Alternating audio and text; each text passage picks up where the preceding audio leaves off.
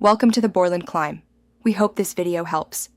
In this video, I will explain how to erase permanent marker. First, it's crucial to identify the surface material, as different surfaces require different approaches. Always test any cleaning solution on a small, hidden area to prevent damage or discoloration. Acting quickly is key. The sooner you address the mark, the higher your chances of complete removal. We'll cover various methods to help you tackle those stubborn stains effectively and safely. For non-porous surfaces like glass, metal, or hard plastic, several common household items can be effective. Rubbing alcohol, or even hand sanitizer, works wonders. Simply apply a small amount to a cloth and gently rub. Another clever trick is to draw over the permanent mark with a dry erase marker, then wipe both away.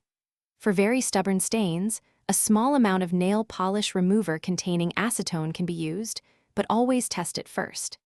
Tackling permanent marker on porous surfaces like fabric or wood requires a more delicate approach.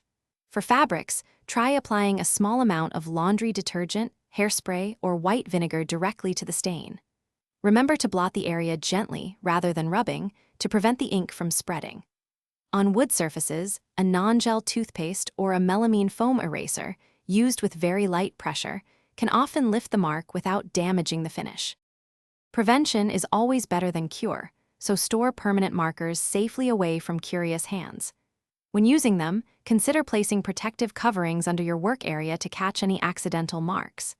If a stain persists after your initial attempts, repeat the cleaning steps, but avoid aggressive scrubbing, which can damage surfaces.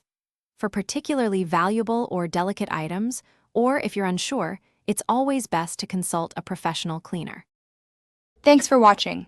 Consider subscribing if we helped you.